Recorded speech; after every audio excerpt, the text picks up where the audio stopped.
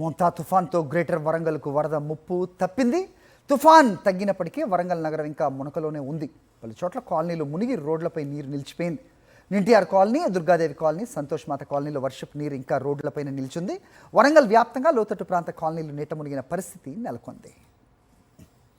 Warangal సంతోషమాత colony నుంచి మరింత సమాచారం మా ప్రతినిధి శ్రీధర్ అందిస్తారు.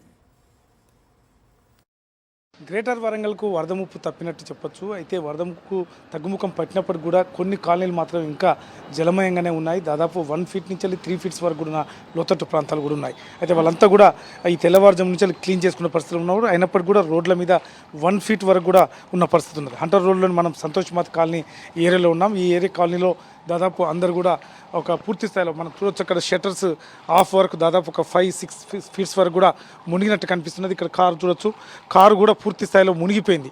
ఆ తర్వాత ఇప్పుడు తెల్లవారుజామున వాళ్ళంతా కూడా క్లీన్ చేసుకుంటున్న పరిస్థితి కనిపిస్తున్నది. చూడొచ్చు, మనం అక్కడ కూడా క్లీన్ చేసుకున్న విజువల్స్ కూడా చూడొచ్చు. అయితే దాదాపు లోతట్టు ప్రాంతాలు, ముఖ్యంగా సమయ నగర్ లాంటి లోతట్టు గోపాల్పూర్లో, అదేవిధంగా ఇక్కడ సంతోష్ మాత కాలనీ, దుర్గాదేవి కాలనీ, అదేవిధంగా ఎన్టీఆర్ కాలనీ, ఇవన్నీ కూడా ఇంకా జలమయంగానే ఉన్నాయి. దాదాపు కొంచెం బురదతోటి వచ్చింది కాబట్టి దాదాపు ఒక 5 ఫీట్ల వరకు కూడా ఇంట్లో ప్రతి వస్తువు కూడా చంద్రవింద్రగా అయిపోయింది. దాదాపు ఫ్రిడ్జెస్, టీవీలు, కంప్యూటర్స్, అదేవిధంగా ఇంట్లో కింద ఉన్న పుస్తకాలు మొత్తం కూడా తడిసి ముద్దాయి.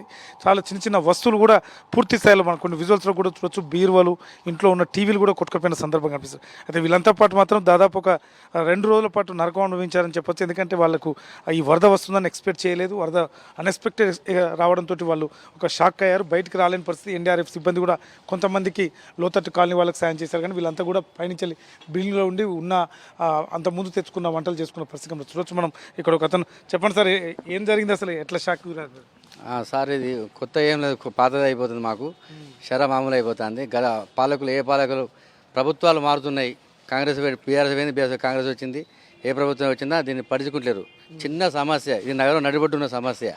చిన్నది ఎన్నో కుటుంబాలు నాశనం అవుతుంది. ఇక్కడ మొత్తం పప్పులు, ఉప్పులు కింద ఉన్న ఒక ఫ్లోర్లో ఒక 5 ఫీట్లు పోయింది. స్లాబ్ తట్టుకుంటుంది మొత్తం.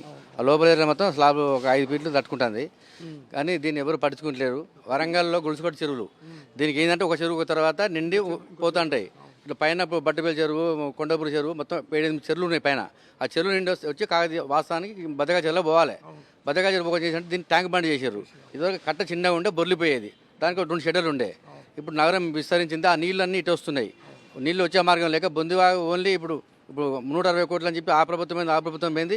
దాన్ని ఎక్కడైనా గొంగడ అక్కడ లెక్కనే పోయింది. దాని ఇంతవరకు ముట్టుకోలేదు. అవి ఏంటంటే వాస్తవానికి ఆ నీళ్లు పోయే మార్గం వల్ల చెర్లకే పోవాలి. నీళ్లు ఈ నీళ్లు గొలుకొట్టు చెరబడి చెర్లకే పోవాలి. చెర్లకే పోకుండా ఏం చేయాలంటే మొత్తం కట్టంకి పెంచిర్రు. అప్పుడు 10 ఫీట్లు ఉన్నదని ఇప్పుడు 20 ఫీట్లు చేసి, ఎడలు 100 ఫీట్లు చేసి, దాన్ని స్మార్ట్ సిటీ కింద, హృదయ పథకం కింద చేసి నీళ్లు పోకుండా చేసి ఇప్పుడు నీళ్లు మొత్తం ఆ కట్ట లెవెల్ అవుతున్నాయి. కట్ట లెవెల్ అంటే దాదాపు 10 ఫీట్లు అవుతున్నాయి. మొత్తం దాని మెయిన్ అదే కరెక్ట్. ఆ నీళ్లు చెర్లకు పోవాలి. దాన్ని మొత్తం తాళం వేసిన, గొల్లెమ వేసిన తాళం వేసినట్టు మన ప్రభుత్వాలు చేస్తున్నాయి. దానికి ఏం చేయాలంటే 10 షెడర్లు పెట్టాలి. మా లోకల్ మాకు తెలుసు కాబట్టి షెడర్లు 10 షెడర్లు పెడితే వచ్చే నీళ్ళన్నీ దాన్ని షెర్లో పంపాలి. షెర్లో పంపిస్తే ఏంటంటే అది బయటికి వెళ్ళిపోతుంటాయి. అట్లా పోకుండా ఏం చేయాలంటే షెడర్లు పెట్టలే, ఓన్లీ ఆ 10 షెడర్లు ఉన్నాయి. అవి కూడా మూస్తాండ్రు, అది తీయట్లేదు. ఆ చెరువు కూడా అది పుడికి తీద్దని చెప్పారు, అది అట్నే పోయింది. మొత్తం నీళ్ళు పోకుండా చేసి, నీళ్ళు వెళ్ళిపోతే ఏం లేదు సార్. మనకు నీళ్ళు ఏంటంటే వాళ్ళకి వెళ్ళిపోవాలి. మనకు అలా పోతే ఉండదు. ఒక 10 షెడర్లు పెట్టాలి. 10 షెడర్లు పోతే నీళ్ళు వర్షాకాలం అయితే వెళ్ళిపోతుంటాయి. నీళ్ళు ఆగాయి అన్నట్టు. ఇప్పుడు వస్తున్నాయి. ఈ 10 ఫీట్ల మొత్తం ఆగుతున్నాయి.